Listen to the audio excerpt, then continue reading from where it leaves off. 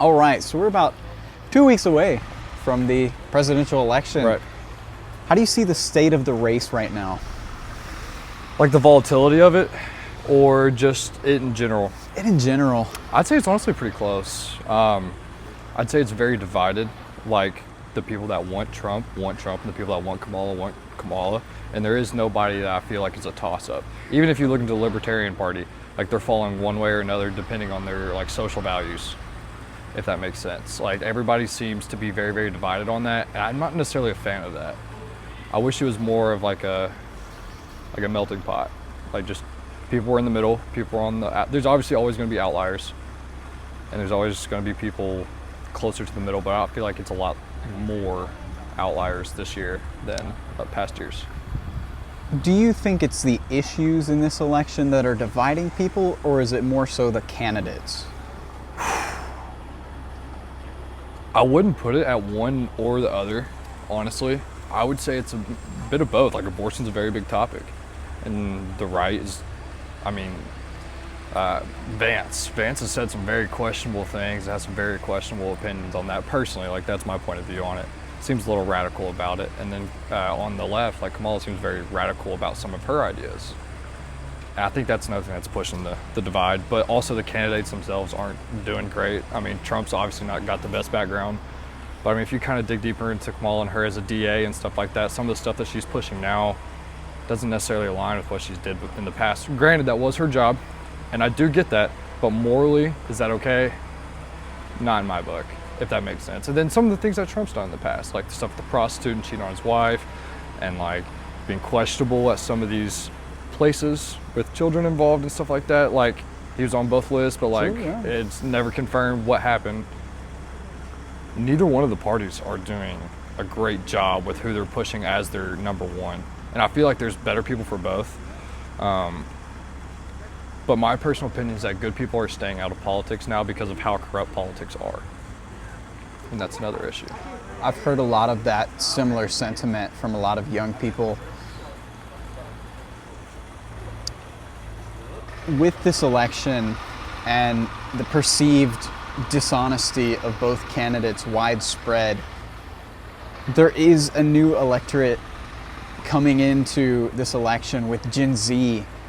Who do you think is going to court the Gen Z vote in 2024? Now that we're all coming into adulthood, we all understand the seriousness of the economic state of the country. And so I feel like Trump might have a little bit of a leaning edge on that. But policy-wise and socially wise and not economically based, I feel like a lot more of the Gen Z are leaning towards Kamala just based on kindness and certain other aspects that I feel like the right doesn't push as much. With memes. Say again? With memes? Okay. Who do you think is the more memeable president? Oh, memeable. Oh my gosh, it's gotta be Trump. He just puts it up for himself. Like the whole McDonald's thing today, and like the what pictures do you think about that?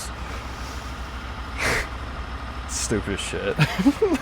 I don't know if I can cuss or not. No, absolutely, okay. Yeah, no, it's stupid as shit. I mean, there was no point in doing that. Like, I understand the demographic he was trying to go for. That was stupid. I saw he posted on Instagram the other day of him like in an AI photo wearing a Steelers jersey. Antonio Brown posted it too. I think that was just yesterday, right? Yeah, it was just yesterday. Yeah, he did post that. But Kamala definitely is also very memeable, like her laughs or kind of things, and like how she avoids questions sometimes. But are you familiar with the coconut-pilled side of the internet? No. Okay. What is that? It's from what I understand, it's Gen Z that likes Kamala in sort of like an ironic way, but also genuinely, and just like her more quirky aspects. Okay. Like her love for Venn diagrams and her laugh, those types of things. But going back to, I guess we'll start wrapping things up and get you out of here. I appreciate that. Yeah. How do you see this race shaking out? I think it's definitely going to be a tight one. It's definitely going to come down to a lot of absentee ballots, like it did in the last years. There's going to be a lot of.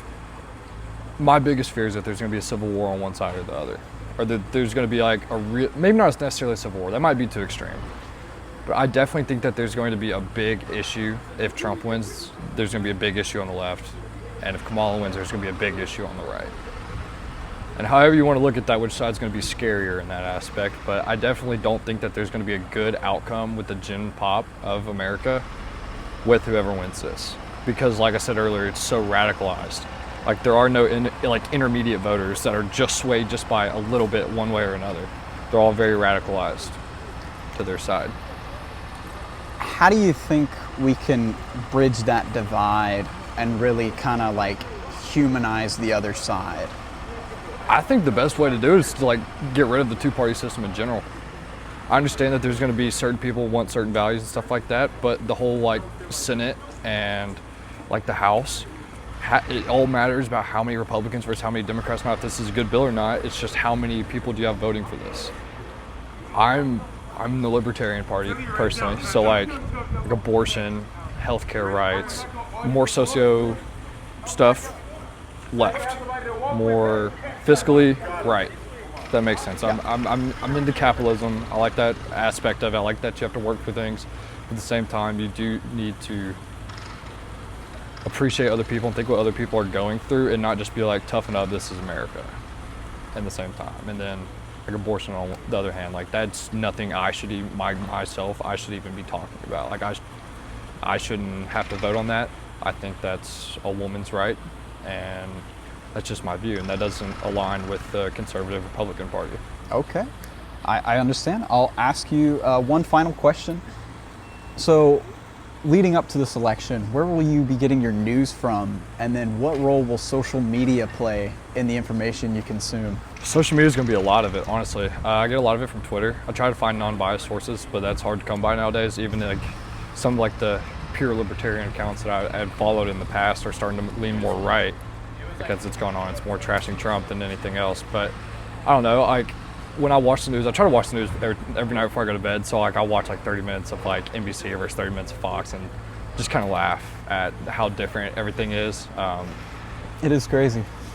But like also just Googling, like finding an issue that I like and then just kind of Googling about it and then trying to find unbiased sources. I like the New York Times. I feel like it's not too biased. And then Democrat Gazette's pretty good as well. But I mean, that's pretty much it. Cool. Awesome. Thank you very much. The presidential election is just a couple weeks away now. How do you see the race generally as it is right now?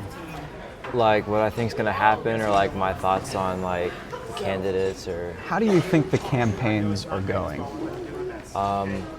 I think it's kind of a mess. Like the campaigns are a mess because I haven't been following it as closely as I used to. But like I saw the whole like Trump and McDonald's thing. I don't really know what that's about. And then I've heard that like Kamala has been falling in the polls, so it seems like the campaigns are kind of a mess. What do you think each campaign could do better to not be a mess? I think probably focusing on like stopping like publicity stunts, like the McDonald's. I don't know. That's just the first thing that comes to mind because I know like that was really recent and it's just a big example. As a Gen Z voter, social media is going to play a big role in how Gen Z votes. Do you see either candidate being more memeable or more savvy online? I definitely think that Trump has taken more advantage of social media because he's just a really big presence and his kind of fan base is a really big presence on there.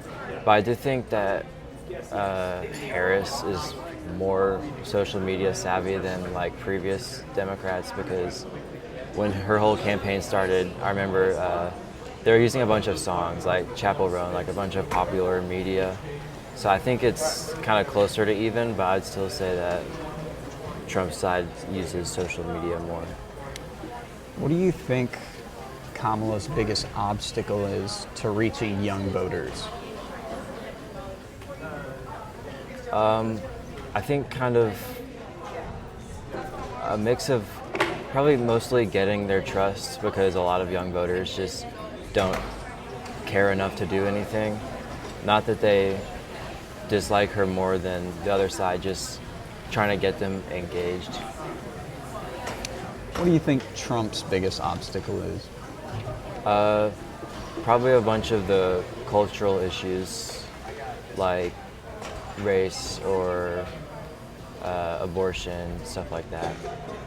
Do you see either campaign having an edge right now in this race?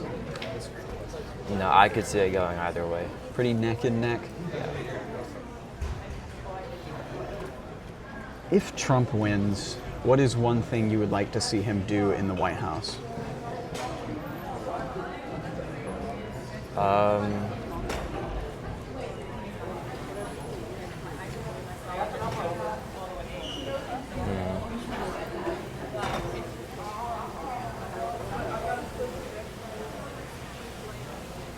Probably the most realistic thing would be cut taxes for the lowest income groups. With Kamala on the campaign trail right now, is there any policy positions you would like to see her change?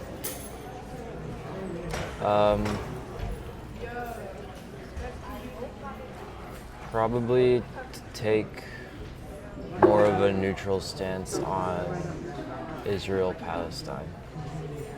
Do you see that as being a big hindrance to getting the Gen Z vote? Yeah, I think so. I'll ask you one last question here. So, where are you going to be getting your information from going into this election? I mostly get it, this sounds bad, but I mostly get it from social media. But I think that's pretty common. What social media sites in particular? Usually a lot of Twitter. Yeah. Gotcha. All right. Thank you very much. Thank you.